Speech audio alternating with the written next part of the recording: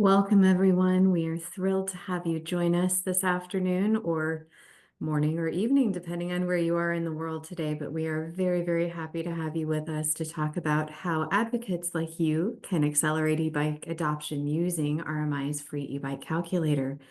I'm Ellen Kennedy. I'm a principal for carbon-free transportation at RMI. Can I get the next slide, please?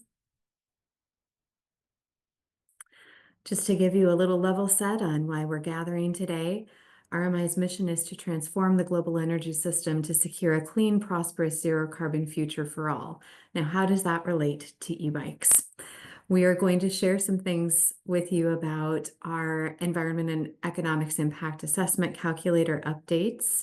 We are going to share some examples of how cities and states have used this calculator for implementing e-bike programs, and share some opportunities for using this data produced by the calculator in your advocacy efforts, and answer any questions you might have about how to use the calculator, how to make calculations, etc. Next slide, please. I'll be joined in just a minute by my colleagues Bryn and Carol. And I did want to make a note, just for accessibility purposes, that as you look to the bottom of your screen, if you tap the More button, you can turn on your own captions. Next slide, please. So very quickly to take you through what we'll be doing today, we'll be talking about updates to this calculator. This is actually the second edition of this tool. We'll be giving you an overview of how it works, have a panel that will share with you how they've been utilizing it and how it's been helping them in their work, and then give you the opportunity to ask panelists questions, to ask our team questions, and take you through a step-by-step walkthrough of how the calculator works. Next slide, please. Also, just so you know, Q&A will be available throughout this session. You can use the little Q&A button at the bottom of your screen to submit your questions. If we don't get to your question in this particular session, just know that we have every intent of following up with you. We'll have a list of questions and answers prepared that we can email out after the session. You are also welcome to be in touch directly with Bryn, and her email is listed on the slide. Next slide, please. You might be asking what led us to where we are today and why we created this impact assessment calculator. Next slide, please. It's important to understand the scope for impact and what the potential for impact here is. Recognizing that transportation is consistently the largest emitting sector in the United States, and that 30% of all emissions stem from transportation. It's important to think about how we can change that scenario. Within the trips made within the transportation sector, most are done in light-duty vehicles. And of that percentage, most are actually short trips between 3 to 5 miles. So when you think of using even just this tool to run scenarios for the 10 states with the highest transportation emissions, if you were to shift those short trips from all of the cars that are zooming around to bikes or e-bikes, you could save 3.3 billion gallons of gasoline over 10 years. And within that time, you could also save the residents of these 10 states over $11.5 billion just in fuel and maintenance alone. So the potential for impact is enormous. And while this calculator does focus currently on US geographies, we'd just like you to know that we are completely open to running scenarios in other countries. If you have an interest, please be in touch with us. We like to make tools that are useful for all. So currently we'll be talking about one that applies to the US, but just know that there is also an openness to additional partnership. Next slide, please. It's also important to think about, as you're setting and working with those who are setting transportation emission reduction and equity goals, what can be achieved here too. Now, we already talked about what it looks like in terms of emissions, but there are also aspects about affordability, about how space is allocated in the urban core, and what positive health outcomes can be achieved through mode shift. So it's important to make data available, especially as we understand that decision makers often feel that the data is missing to justify a different sort of investment in terms of transportation infrastructure or offering an incentive that would ultimately spur mode shift. So that is why this calculator was made. Next slide, please. Also important to acknowledge that e-bikes address gaps in transportation offerings. They can be great connectors. They can address transportation access to other modes like transit. They can help cut the trip-related pollution. They can help to alleviate traffic congestion and ultimately some of the land use constraints that you experience in cities very regularly when parking space is allocated to cars rather than bikes. So much more can be achieved when you're parking a bike. Excuse me. Excuse me again.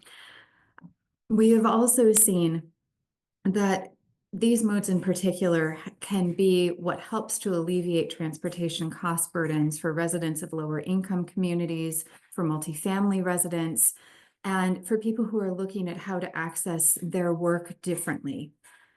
Next slide, please. So now we're going to take you into more of the detailed overview, and I will turn it over to Carol.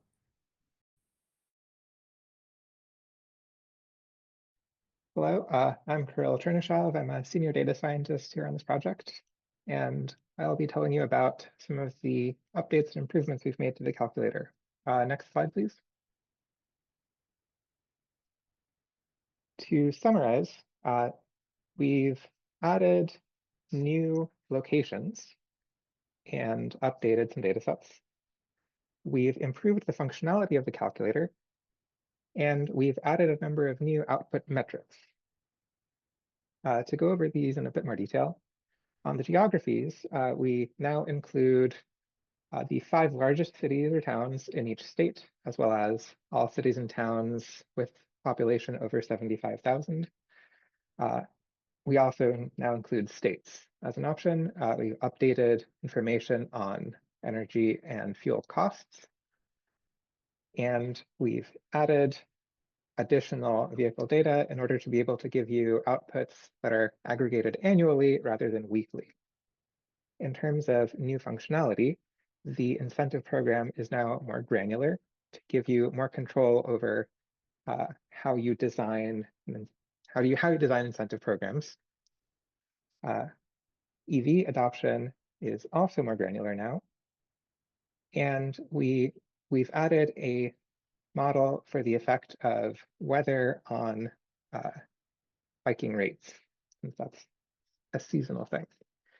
New outputs include estimates of saved fuel and energy, as well as some quantification of health benefits due to reduced emissions.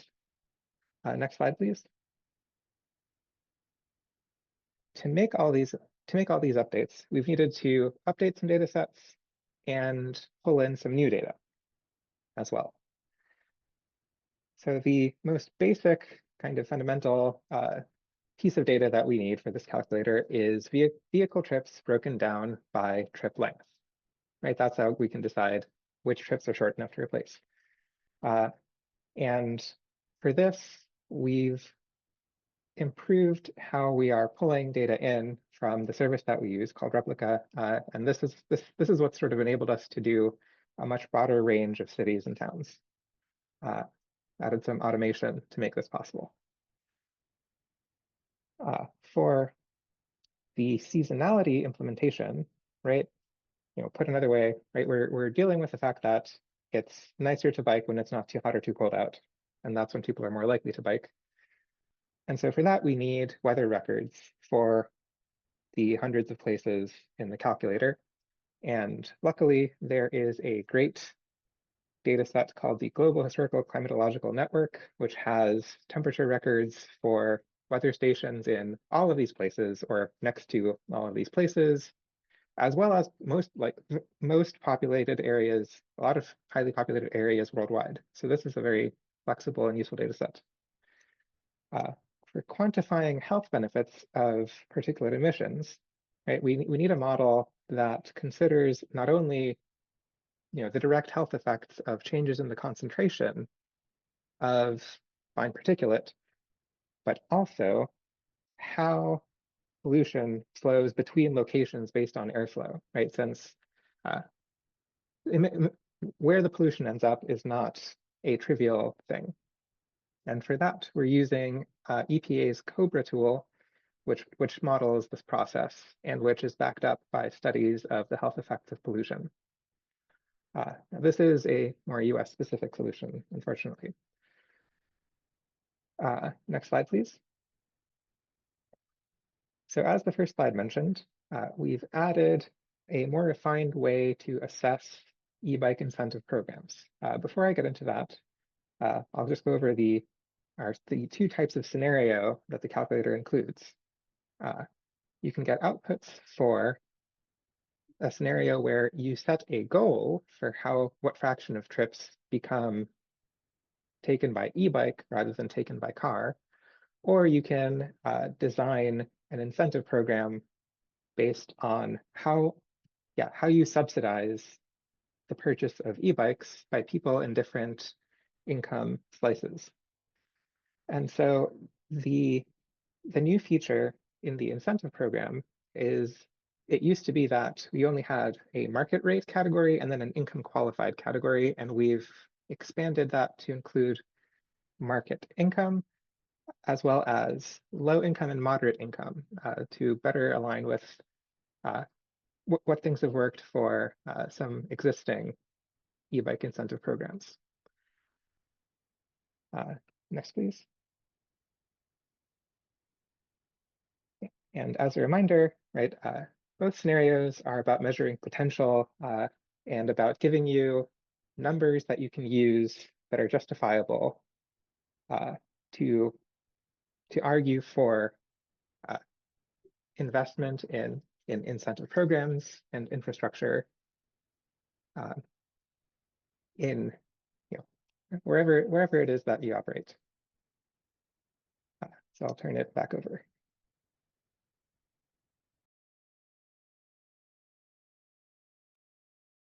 Awesome. Thank you so much.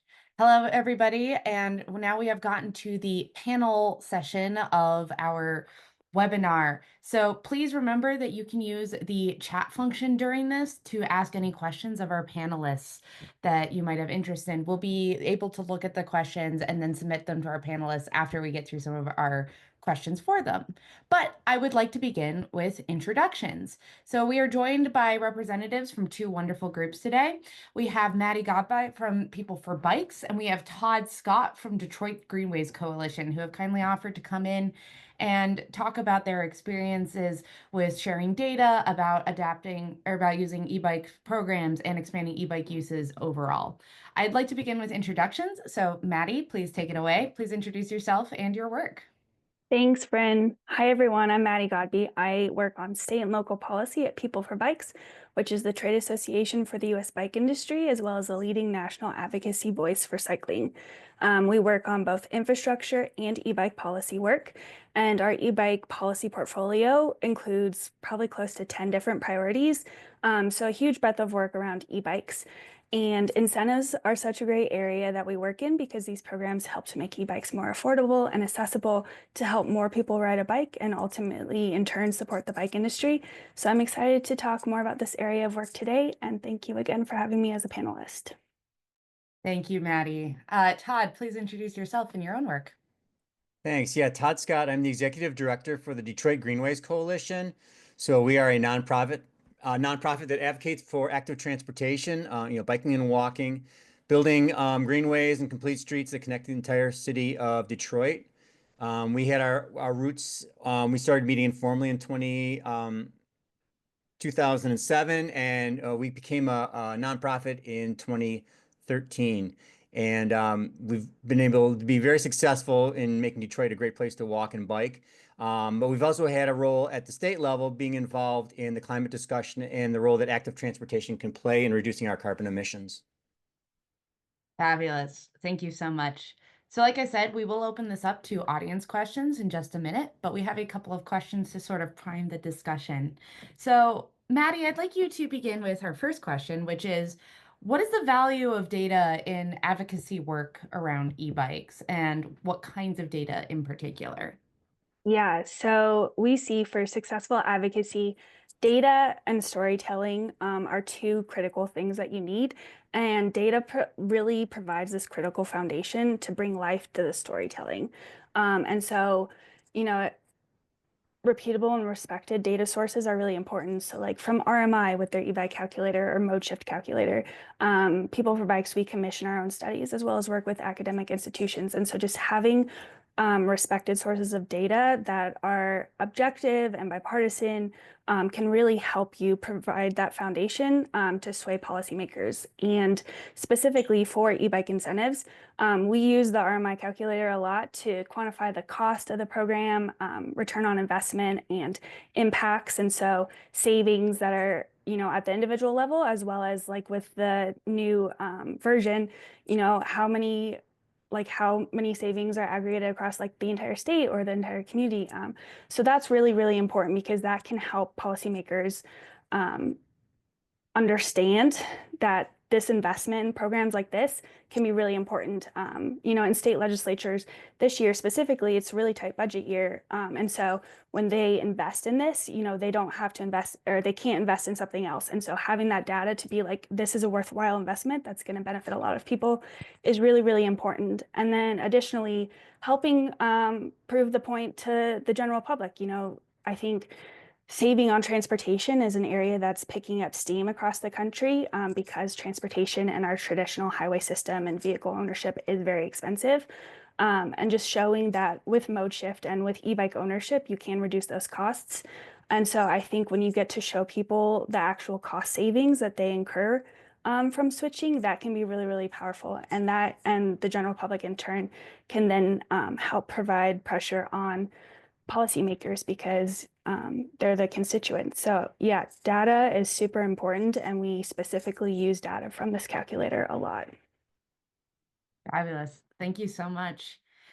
Todd, what are your thoughts on the value of data in advocacy work for e-bikes? Well, yeah, I totally agree with Maddie. I feel like, you always have this group of people who are the haters and they're never going to agree with you. And then you have the choir that's always going to be on your side, but it's the big group in the middle that needs persuasion, maybe not even to support you, but just to not oppose you. And if you can bring data and be a rational voice, you're more likely going to be winning out that middle group. And if you're lucky, that's where your politicians and decision makers live. And they want to see the data not just so that they can make the decision, but so that they can justify it later if they get grilled, especially in this environment. I can say one example it's not directly related to the calculator, but we had some controversial bike lanes going in Detroit. And as soon as they went in, we put our bike counters out and counted the number of bikes on them. So the haters were immediate saying no one's using them. It was a waste of money. But the mayor had our data and he could say, no, this is how many people are using them. It's 365 bikes per day. And it helped us keep our bike lanes and help us keep our momentum moving forward. So it's just invaluable. Well, I think that actually leads in quite well to the next question that I have. So Todd, potentially you could take the lead on answering this one. So as advocates, as you said, we kind of exist, or you kind of exist in this middle ground between the people who are very on board and the people who really hate it. How do you use data to talk to these skeptical or potentially hostile stakeholders? And have you seen it actually change anyone's mind? Well, I'm not sure if I've seen it change people's minds, but because again, it's that middle group that you're trying to sway. And sometimes I feel like my posts about when I bring data to the people who are hating on a project, whether it's a bike lane or e-bike incentives, it feels almost passive aggressive. But at the same time, I'm trying to sway the middle ground, and I'm also giving ammunition to the choir too, so that when they join in other discussions elsewhere, they have the same data and they can repeat it and try to build a groundswell for support for what you're doing. I mean, we don't have to lie, we don't have to make up things because we know this is the right thing to do. It's just a matter of bringing the data, convincing, being rational, and swaying a majority of the folks to make it happen. Thank you. Maddie, what about you? What are your thoughts on convincing potentially skeptical or hostile stakeholders with data? Yeah, I echo everything that Todd has said. And just being able to be nimble with the data, which the calculator does really well. There's so many different data points you can pull because you have to tailor your messaging to your audience. And so, certain arguments may not work for certain policymakers or stakeholder groups, but being able to you have data to tailor your messaging is really, really invaluable and important. And so what we're seeing, especially like in this environment, an argument that works really well on both sides of the aisle at every level of government is just cost of living and the economic argument, which there's a lot of data in the calculator to help show that this investment, provides really, really good returns and benefits to the community. And so that's just like a really important thing is you have to meet policymakers where they are. And I think if you come at it with tailored messaging, with objective data, that can really help kind of sway that middle ground that Todd was talking about. Thank you so much, Maddie. I think that leads into a question that we've gotten. And again, audience, please feel free to send in your questions. We are now moving into the open questioning from the audience section of this. So if you have any questions that arise, please use the Q&A function to send them in. So I would like to ask this question to both of you, but I'd like to start with Maddie. So you have mentioned that data motivates policymakers, right? So what have you seen that best motivates riders shift to e-bikes? So not necessarily the people who are going to give out the money or build the bike lanes. Like, how do you get people who might not think of using an e-bike to get around to actually consider switching? Yeah, so we commissioned an e-bike curious study, and some of the findings from that is that people wanted to replace the trips that they currently take with a motor vehicle. They wanted to ride more, be able to ride more, and access to an e-bike would help expand that. They wanted to start riding a bike for transportation as well as recreation. It also increases access. And we know there's a lot of environmental benefits of mode shift, but there's a lot of health benefits and physical activity about getting out and riding more, and even commuting that can meet your recommended daily guidelines for physical activity. And then also reducing air pollution from mode shift that can be really well. And like in Colorado, our legislature with bipartisan support was really interested in air quality. And so there's a lot of different ways where health can be impacted. But just savings, I think it's eye-opening, especially with the calculator with the individual level savings, like that's money in people's pocket. And I think that when you are like, oh, these short trips, these are only a 20-minute ride. And with an e-bike, that can be even easier. And so I think just explaining the whole comprehensive picture of how switching to an e-bike can benefit people, and just providing that depth of knowledge and education, I think is really important. Thank you, Maddie. Yes, I do think that the cost savings can be quite astonishing when you look at it, because I think it's pretty easy to just think you've already bought the car and so it doesn't matter too much, but you still have to put in fuel and then you also have to pay for the maintenance of it. So I think that a big thing really was for a lot of e-bikers post 2022 when gas prices started going up was they realized how much it costs per mile. Todd, I'd like to go to you now and get your own thoughts on what motivates riders shift to e-bikes, particularly being in an environment that's a little bit colder, let's say, than Colorado tends to be. Well, I think this is where, the bike purchase incentives could come in. It gets people, maybe push them a little bit more towards making that purchase.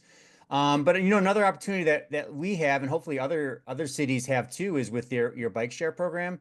We do have some e-bikes in that program. We don't have enough, I'm sure, but that's another opportunity for people to try an e-bike, and there's no cost or very little cost. And you can try getting around and seeing how it works for you, and maybe it makes sense then for you to purchase an e-bike and become more committed to that. Yeah, I think that's a good point. As like if you never used a bike to get around, it can seem really foreign until you actually start doing it. Todd, I have another question from the audience that I'd like to direct to you to start with. So, can you tell us something about efforts that might be underway to produce e-bikes for the elderly or those with limited mobility? So, the asker clarifies that they're specifically thinking about three-wheeled e-bikes and that may have options for enclosures that could expand their use during inclement weather.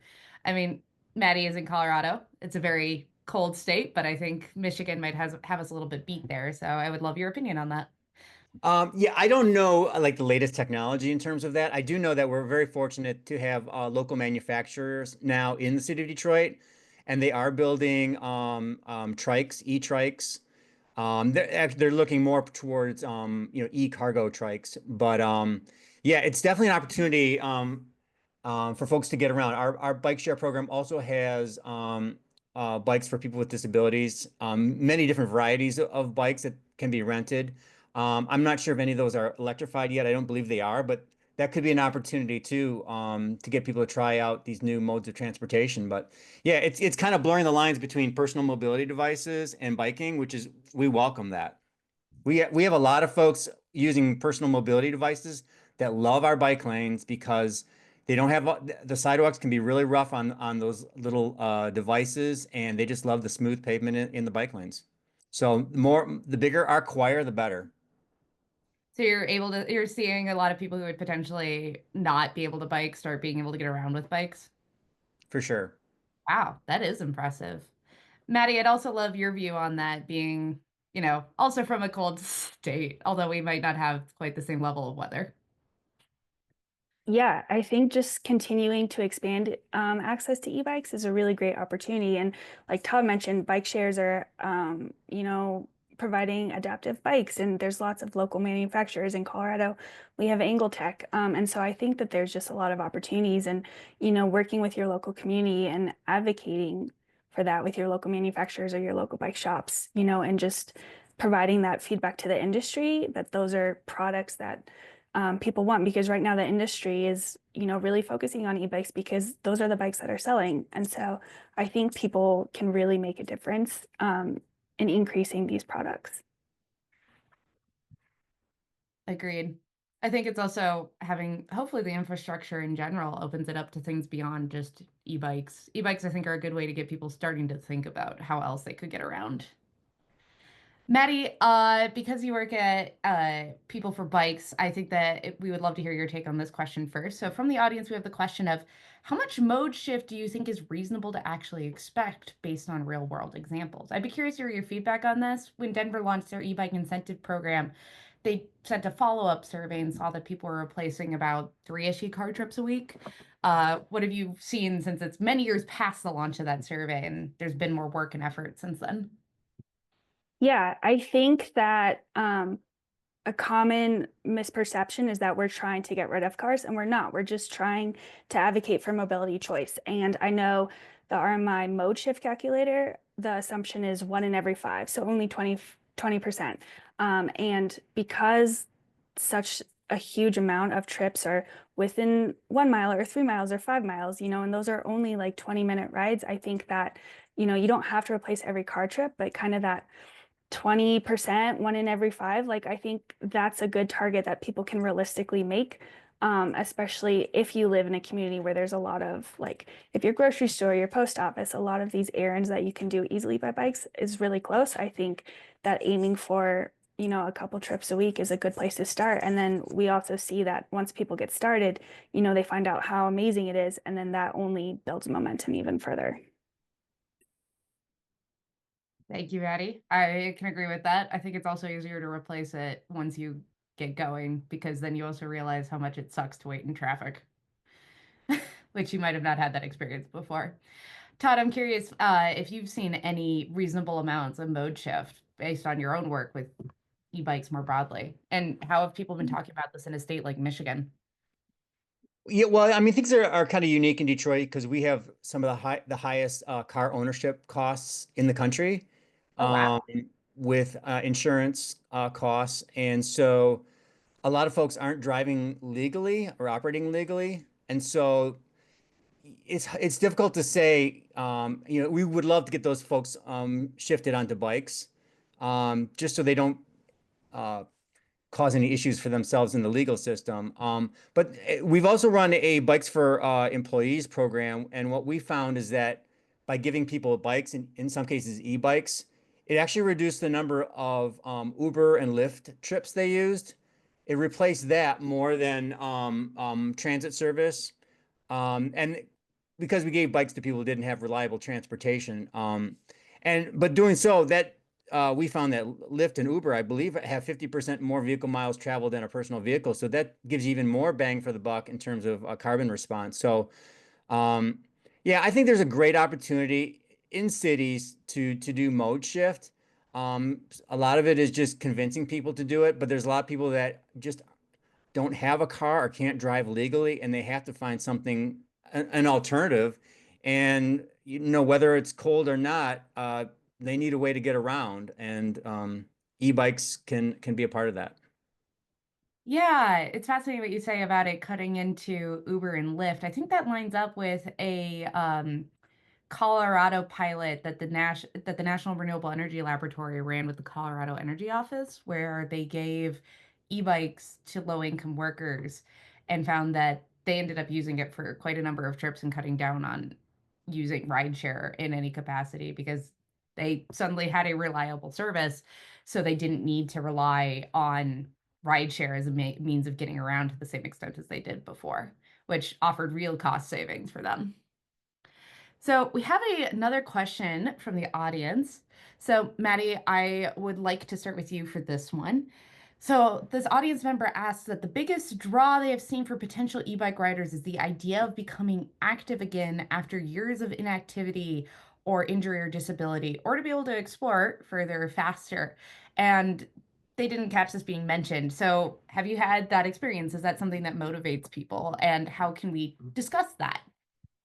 Yeah, no, this is a huge area of why people buy e-bikes is, they get to keep up with their family. They get to exercise if they're older or if they have disabilities or if they've had chronic injuries over their lifetime and just don't have the mobility that they used to. And e-bikes can also be used, like you said, to adventure longer for further. And ultimately, hopefully, e-bike incentives, you can get an EMTB with that. You can get a cargo bike for trips. You can get just a regular e-bike just to go for rides. And so ultimately, hopefully these incentive programs support different bikes and so that people can choose the bike that best fits them. But this for sure is definitely something we see in people switching to e-bikes or getting e-bikes, is just that ability to explore and ride and have that freedom of mobility. I've also seen some people mention it's really great for potentially women in general because they might be worried about their physical fitness, and public transit often doesn't really allow for the type of trip chaining that women often end up needing to do. So that I think is another part of it, is it helps equalize that fear of getting into this more active mode and getting potentially stranded somewhere, knowing that you can rely on the battery. Todd, do you have anything you'd like to contribute to that? Yeah, I've seen some of the same things that Maddie mentioned. So Detroit is also unique in terms of bike clubs. We have the Lycra groups, but they are by and away the smaller number of clubs. Most of our clubs are just the cotton wearing regular folks, slow rollish kind of folks. And on some of those rides, I mean, last year I saw, upwards of a third of the bikes on the ride would be e-bikes. And I've talked to a lot of folks. It is a question of they want to be able to stay up with the ride and not have that anxiety of not being able to keep up.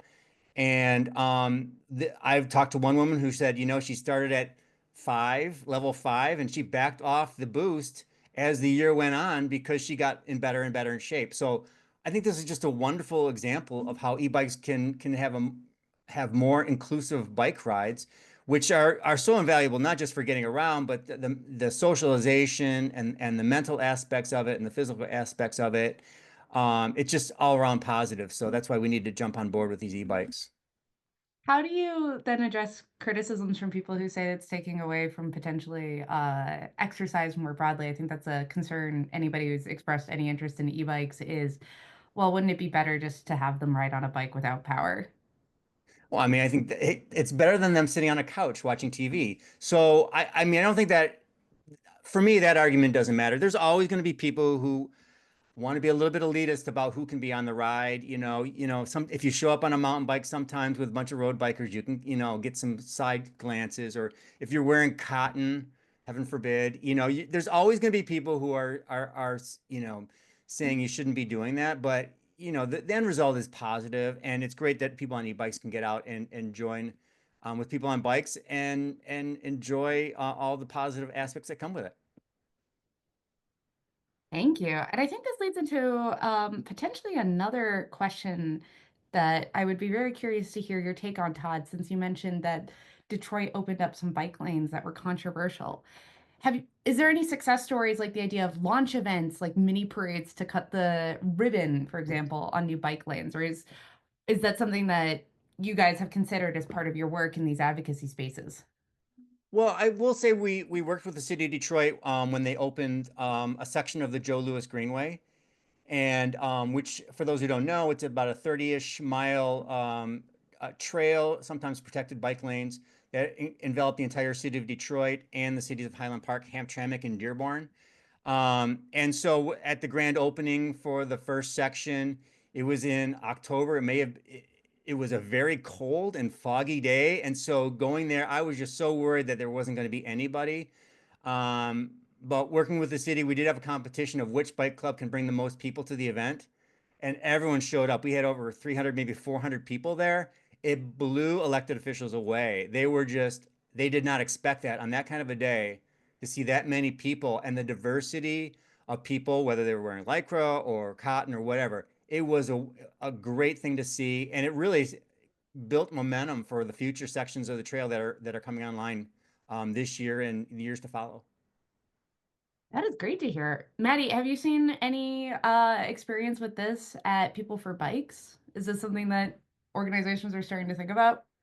Yeah, I don't know if I can top that example from Todd. That's a phenomenal example. And we do see this in communities across the country that, if you can get the community engaged and excited, I think there is the momentum and the public desire for this infrastructure, and just showing people that if they invest in this infrastructure, like it is going to be used, kind of how Todd mentioned earlier in the webinar as well, and that people want it, and it is a source of community. I think that can be really important to get more people engaged, keep people engaged, and convince policymakers that this is a worthwhile investment. That is amazing to hear. I do think that that's very important because, as Todd mentioned, unfortunately, e-bikes, the bike infrastructure can sometimes be controversial. And then you have to do these things like go out and count how many riders are going through. So showing that there's interest could hopefully mean that people then value that infrastructure as much as they value car infrastructure and understand that it does make a tangible difference. Another question. So earlier we were talking about the idea of using data as storytelling. Can you talk about an example of using data for this storytelling purpose and how it helped with achieving some advocacy goals? Yeah, I can jump in. I think this data is really important. And like we see, we have data that it increases accessibility, that it provides all these benefits. And then having people come in about how e-bikes and how an incentive that made it more affordable and accessible for them to purchase, and how it changed their life, how it gave them transportation mobility, how it allowed their family to recreate together, how it allowed women to develop confidence, and how access to this just like opened up the world for these people.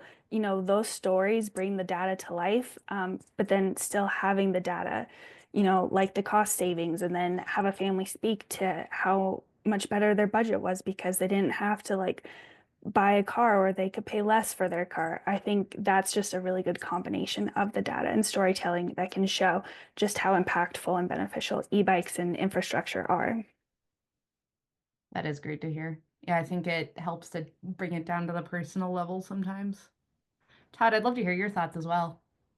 Yeah, I think storytelling is invaluable. I don't think that our organization has done enough of it. I think storytelling is a great opportunity to break people out of the frameworks that they're stuck within, where they think, bikes are recreational, shouldn't be on the road, those kinds of frameworks. and you start hearing the personal stories of the people who are biking, and you realize, oh, these people are just like me, and maybe I should respect them a little bit more. I mean, some of the best stories we have, a friend of mine, she was carjacked and dragged from her car and then run over. And she started biking just to be able to walk again. And she's now the president of one of the bike clubs, and you know, she's an evangelist for biking. We have people who underwent open heart surgery and had died on the table, and the only reason they're back now is because they're biking actively, and they're advocates for it. We have people who are fighting depression and PTSD by riding their bikes. There's just so many amazing stories. We all need to do a better job of explaining it, so those folks in the middle can see that this is not just about people going out recreating for a fun time. This is an important part of living. You have some very intense stories, Todd. Thank you for sharing. Sure. Well, and it's funny because I knew this woman for many years, and I didn't know that she had that issue until we were on a walk together, and yeah. So Wow, that really speaks to a sign of her strength. Well, I just wanted to thank everybody for submitting some great audience questions, and I would love to thank our panelists for bringing their insights and their, as Todd just contributed, very intense stories to kind of show the personal nature of this. So thank you so much for your time. Unfortunately, we couldn't get to all of the advocate questions, but we do need to move on to the next section of the webinar. So we will take any questions that we were unable to answer in this section and complete them in a Q&A document that we will follow up with. Maddie and Todd, thank you so much for your time. Thank you for being here. Feel free to stay on, and you can address any of the Q&A questions that you feel like you need to in the chat. So the next section of this is we have a Q&A dedicated for RMI to answer any questions that you might have about the e-bike calculator itself. This includes questions about our data sources, how the calculator works, how you can use this in your advocacy work, any upgrades we plan on making. So similar to the last section of Q&A, please use the Q&A feature to send questions into the chat, and we will do our best to address them. So for this section, I will be joined by my coworkers for this part of the Q&A. So Ellen and Kirill, thank you. Glad you could join for this section of it.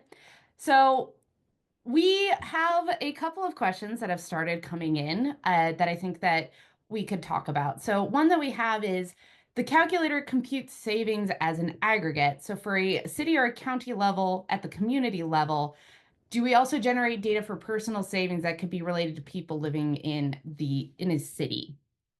So, Carol, as our modeling person, would you like to talk about this question?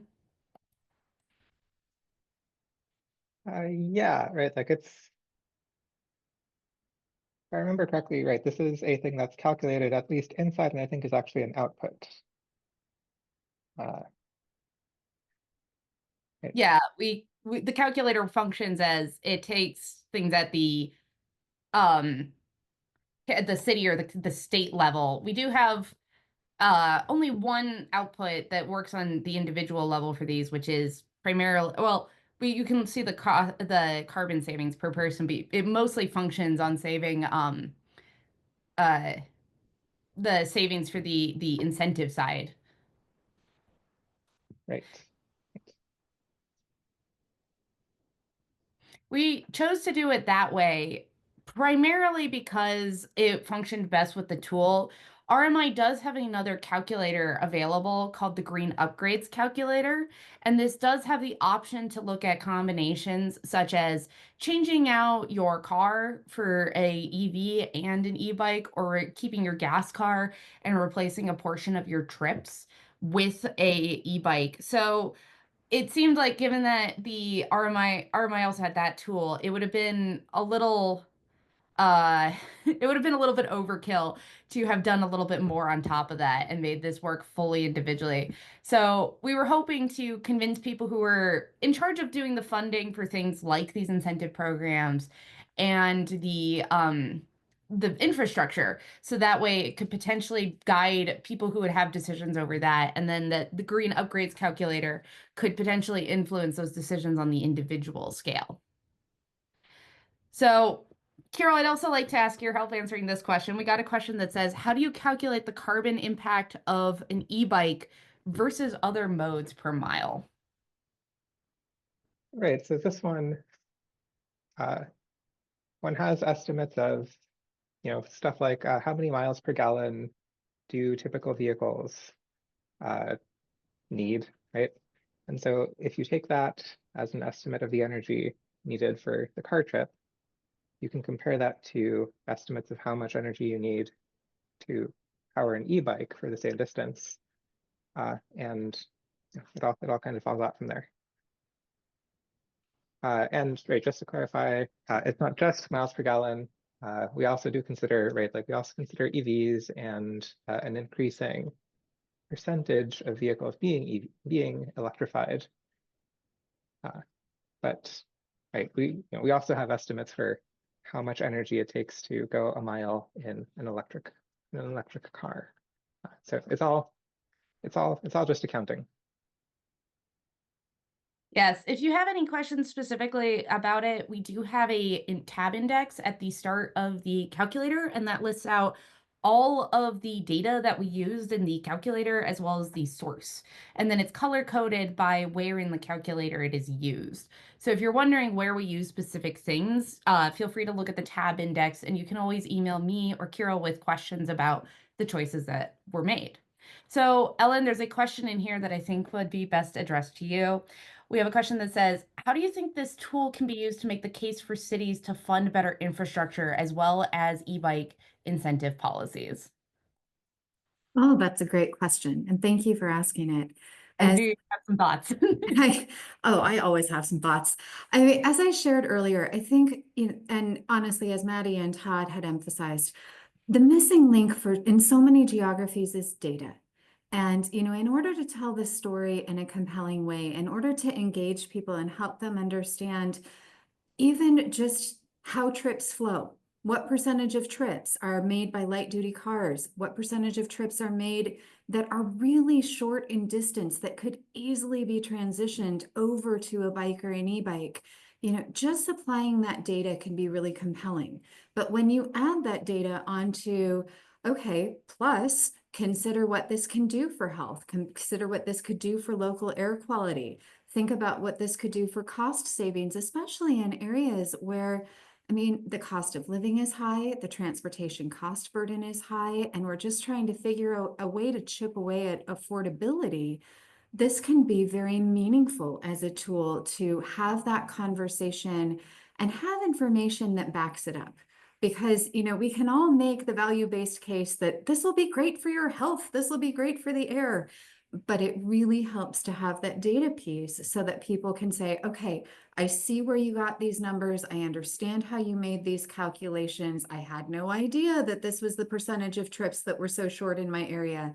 And then they really feel like it's more, I think, motivating, and that they feel more secure in providing a response publicly about why they have started to shift even their own thinking about infrastructure spending, in advocating for mode shift, and doing public health campaigns to say, hey, ride your bike to work today. And that this could be the genesis for a lot of those conversations.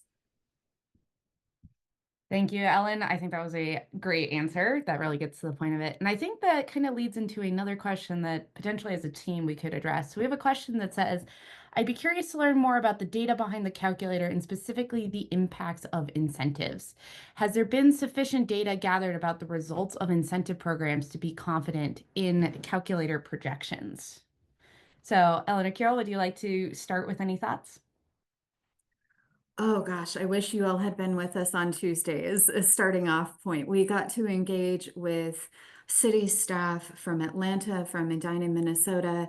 We were hearing stories about how they had ultimately used the calculator to structure incentive programs, to do their own projections about how to make incentives available locally and what the unbelievable subscription rates were. I mean, just essentially the sellout. I'm telling you, this was more popular than a Taylor Swift concert, and that's really saying something given the numbers of the past few years. So it's extraordinary to me that once equipped with the information, they felt like, okay, we can sort of see where this is going. We can get a sense of how much budget would be needed. We can see, you know, what the impact would be when we have a certain subscription level. And it only just makes the case for those subscription programs to grow, for, you know, the available incentives to grow, because it is incredible how many people want to sign up for programs like this. And really, have of those that did, how many were lower income that experienced an additional benefit from having these incentives available to them? So, I mean, keep that in mind as you're thinking about your advocacy, is like the intended audience for all of this. Yes, broadly the general public, but also who in particular can benefit from programs like these. And the stories are very, very powerful. I would agree with that. Carol, do you have anything you want to share about the level of confidence in calculator projections? On the incentive program design side, right? I think Ellen covered it very well. And yeah, right. As more programs come online and go through cycles of distributing their funding, right? Like we're gonna have a better and better sense of exactly how a certain intended spend turns into a certain amount of e-bikes on roads. And as Ellen said, right, like so far, it's really getting out there. In terms of other inputs, in terms of other outputs, right, it's all the calculator is complicated, but it is also simple. And that gives us a certain amount of confidence, right? Because things that are simple accounting, there's only so much that can go wrong with that. And so it does help us be more confident in some of the numbers that we understand. We understand what we're putting in there. And it's all fairly straightforward. It's straightforward stuff backed up by pretty solid data. So I'm pretty happy with it. And Carl, I've got to say, honestly, that in making the adjustment to address seasonality, I think this is something that we learned about the get real factor of what people are going to be willing to do in the trips that they take. And so in this latest version of the calculator, being able to adjust for, okay, not everybody is going to want to ride when it's -42 in Minneapolis and when it's 127 in Phoenix, and being able to adjust those trips accordingly to get a better sense and a more realistic sense of when do we think we're going to see the greatest amount of ridership? When do we think that ridership is probably going to flag a little? And, how do we see that ultimately impacting this landscape over time? So it's nice that it doesn't have a shortened time horizon. You really get a sense of what do we expect to see over the next 10 years. And that can be really, really helpful too, because so many data tools that are out there only give you a very abridged sense of time. And when you're talking about making major infrastructure changes and, programmatic investments for e-bike adoption, you want to be able to prove that over time it's going to have, a really measurable and meaningful impact. And I apologize, my dog is just accenting the point in the background. And I will say as well, the calculator is also changing as incentive program best practices change and update. So in the first iteration of the calculator, we included a split in incentive type for market rate and low income, and then commuting bikes and cargo e-bikes. And Denver, which we had based the initial version of the calculator off of, actually moved away from doing the split incentive, it looked like, from what I understood, from the split incentive for cargo and commuting bikes, and ended up giving out more specific incentives by income type. So they had the low income incentive they had the moderate rate incentive, moderate income incentive, and then they also had the market rate incentive. And so we started seeing that that was what a lot more programs were following. And so when we were talking about what we wanted to do to update the calculator, it made sense at the time to also get rid of that cargo and commuting split and switch it more towards this split based on income levels to align.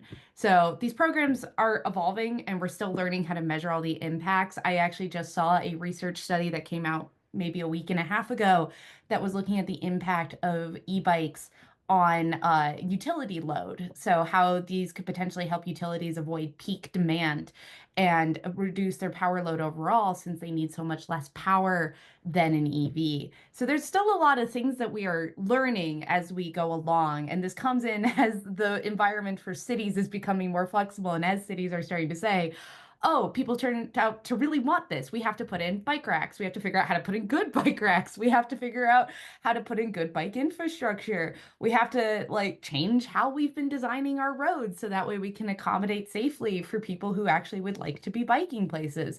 And so I think it's very important to be flexible as we go along. Yes, programs are changing. We're changing the tool along too, because we intend for this to be a useful document for our people as they go through and they learn what works best. These programs are not staying static, and neither are we. So another question, and I would love to hear some thoughts on this, is what's the best way to share state level data with legislatures? Legislatures tend to like one-pagers with links to what data sets are used. So Ellen, they're asking if we have something available or if we have suggestions on how to compile this information into a deliverable. If you have any thoughts on sharing condensed information to convince people, we would love to hear it. I don't know about the rest of you, but I really love pictures. And I think that some of the charts that this calculator helps to generate are very telling. You could easily, copy paste and do a screenshot and just put it into a document where it becomes easily digestible. People can readily see the comparisons being made and, how things are looking over time and where they think is the greatest opportunity for impact. So I would say, feel free to just take from the free tool and use it for good, because that's exactly why this has been created. Yes, please screenshot anything out of it. Please let us know if you need a version that is unlocked so you can make your own changes. The version that you download from the website is locked, but that's mostly because it is an Excel tool, and so Excel has its limitations, and we did lock it to mostly keep it so that way the sheets would stay safe. But if you're an advocacy group, you're looking at this tool and you think there'd be a value in having your own unlocked version, please feel free to reach out and let us know. So thank you guys for the questions. And with the last 15-ish minutes, we're going to actually move into a demo of the calculator and talk about how it can be used. So thank you guys for participating this far, and we will launch into that demo right now. So can everyone see my screen? I'm assuming it's all fine. Because I'm not hearing anything from my coworkers.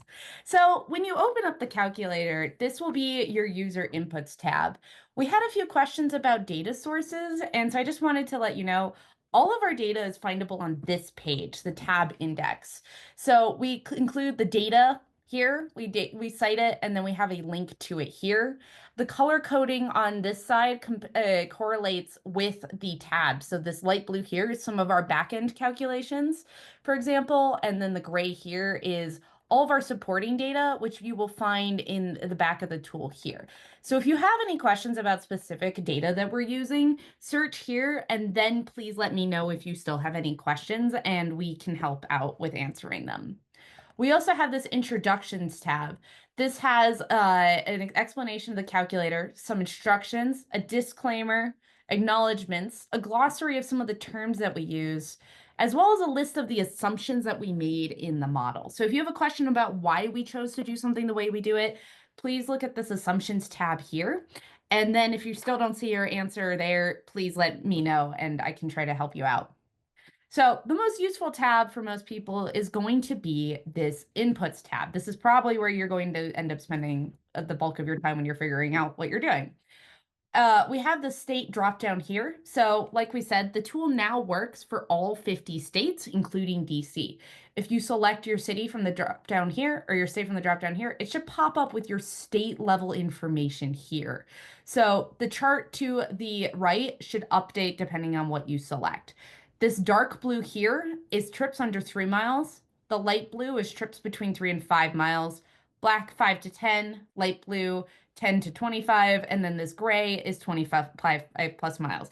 Please note this is annual miles being driven in these cities. So this is how the breakdown of trips looks in Florida over the course of a year. You can then also find a list of cities in the dropdown. So let's say you're looking at Massachusetts, you click here, you can see all of the cities that we have here. Like my coworker said, what we have in the calculator is all cities over 75,000 people. If it's a state like Maine that tends to not have any large cities, we instead have the top 5 largest cities that they have. So I am going to switch to a city that I presume people have some level of familiarity with. We're going to look at New York City. So as you can see here, roughly 52% of car trips that happen in New York City are under 5 miles, with a further 12% being between 3 and 5, adding up to 64%. Next, you're going to want to come down here. This is your impact assessment scenario.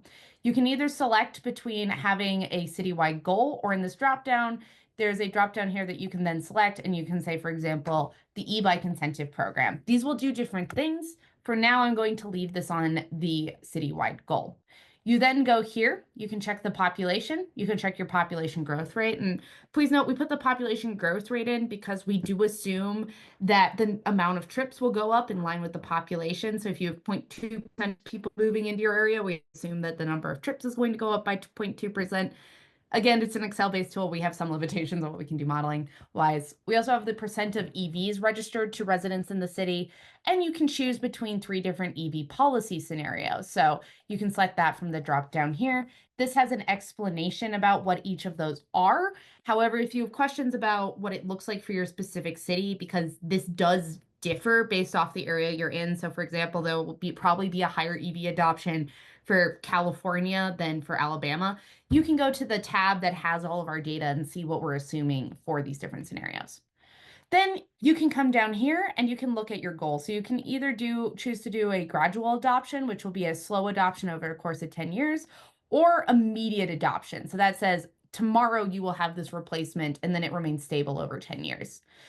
Like we said, we've incorporated weather data in, so now it looks at a reasonable amount that we think is achievable based off the seasonality. So for New York, you would expect to see a little bit more biking during the summer than the winter, I presume, unless somebody's crazy.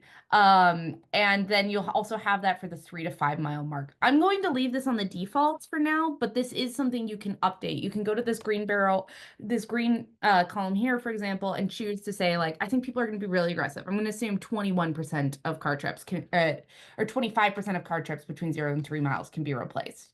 So that is made for you to be updatable. Then you go to this output tabs here.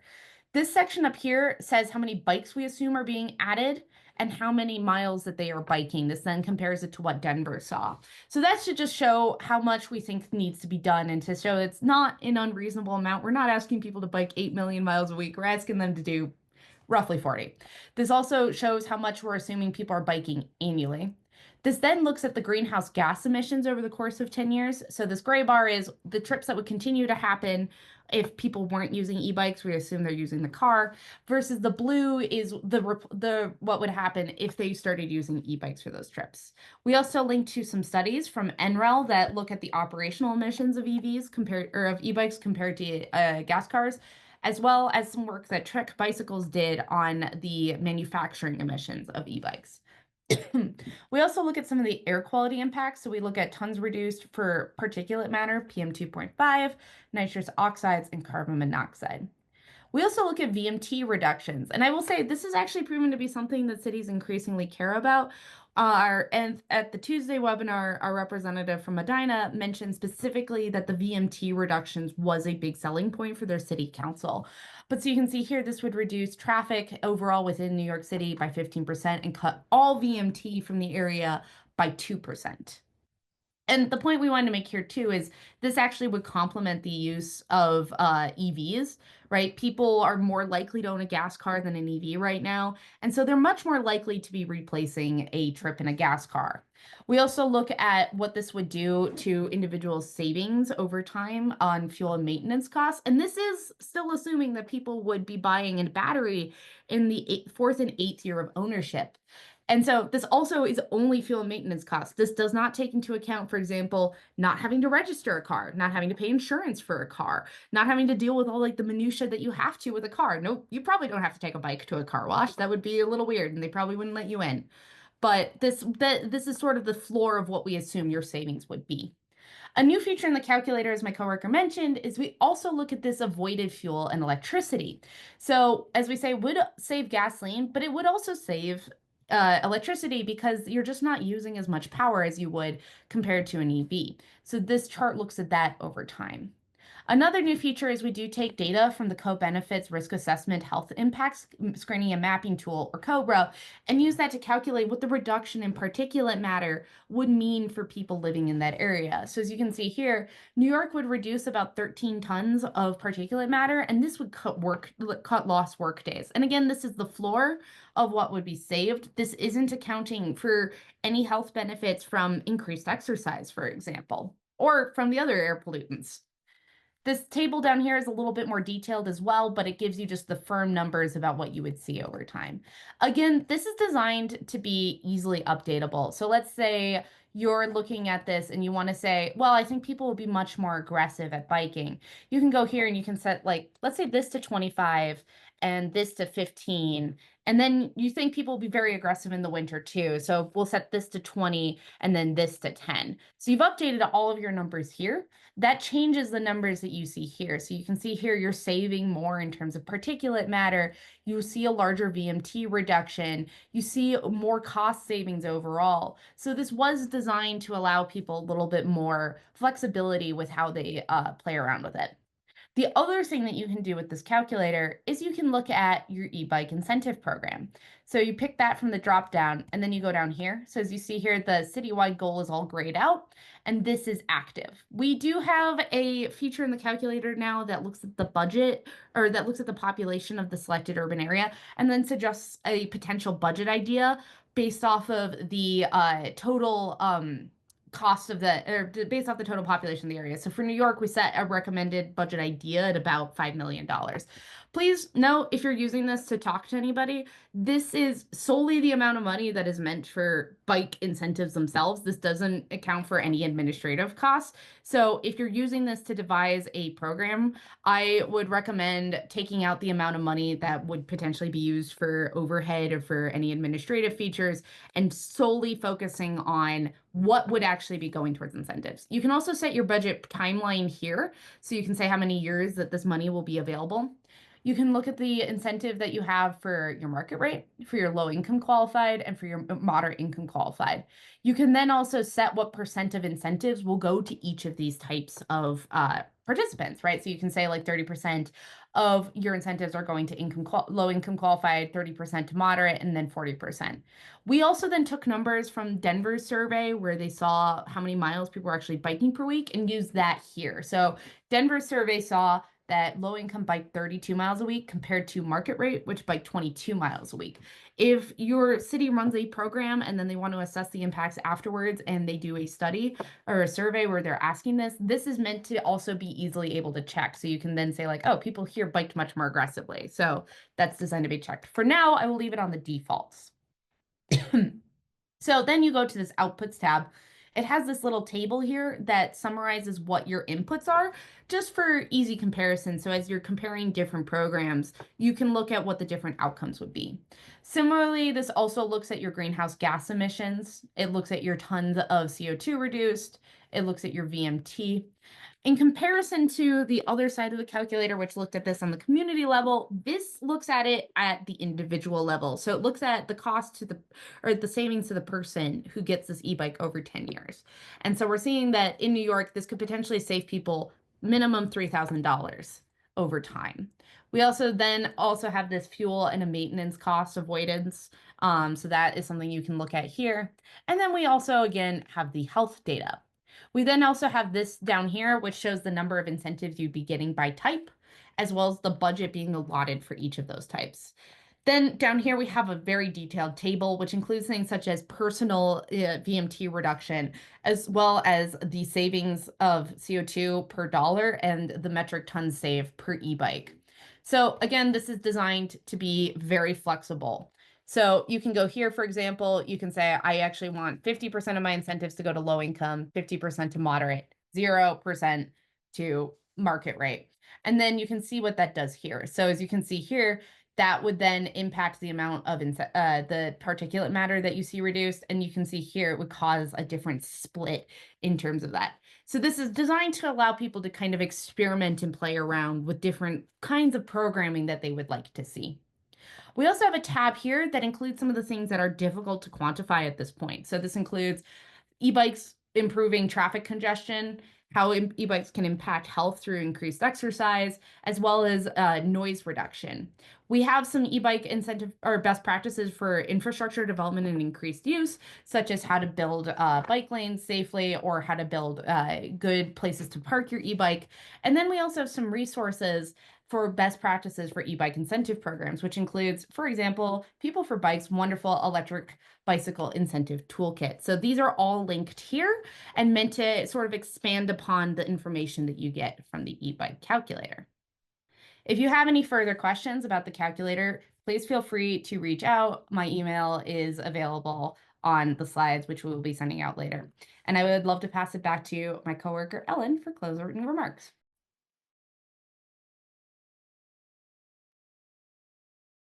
Sorry, technology defeats me as I try to unmute myself. Just wanted to thank you all again for joining us today. We hope that this will be a useful tool to you. This is very much a living tool. As I said, this is its second iteration. If you have feedback for us on any sort of data source, any other metrics you would love to see included, any other geographies that you'd like to see addressed, please don't hesitate to reach out. And thank you again for your time and participation. We hope that this will be useful to you. Have a great afternoon.